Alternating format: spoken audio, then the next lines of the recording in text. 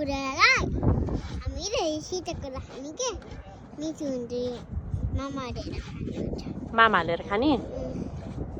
र चाहिँ नानीलाई त नदिने मम्मी आप्पा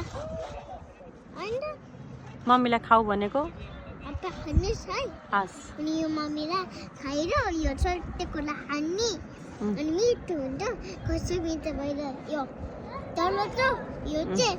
यहाँ लेबाको चाहिँ यो चाहिँ मिठो छ हस् हुन्छ यहाँ केही दिसी खाने हस् देसी खाने हस् हजुरको हात फोहोर छ मुखमा नहाल्नुहोस् न हुँदैन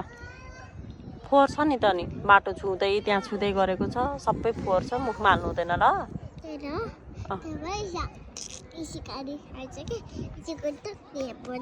ए गुटुक्क खाएपछि भुँडीमा जान्छ हस् फेरि खाऊ भने मम्मीलाई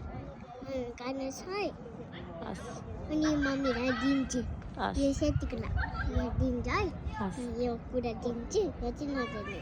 हस् कस्तो ज्ञानी मेरो छोरी नानीको कपाल कति राम्रो भएको है कपाल कस्तो राम्रो भएको छ नानीको कपाल फुर फुर फुर फुर हस् अनि यहाँ पकाउनलाई भाँडा पनि छैन अनि ग्यास पनि छैन अनि चलाउने पर्ने पनि छैन अनि कसरी पकाउने त नि यहाँ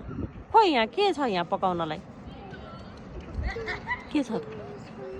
केही नि छैन कसरी पकाउने त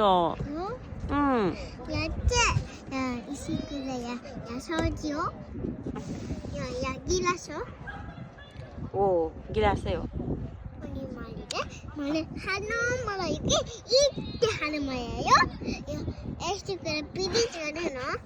प्लिज मलाई यति खान मन लाग्यो दिनुहोस् दिनुहोस् थ्याङ्क यू मिठो भयो मम्मी कस्तो लामो छ यो त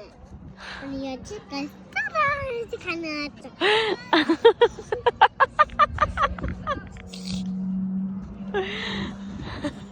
मम्मी यो कस्तो यहाँ खाने के यो चाहिँ यहाँ लाग्नुपर्छ कि ऊ नमासी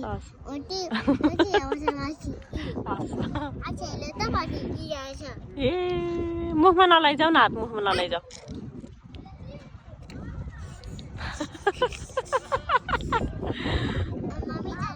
टाढो भयो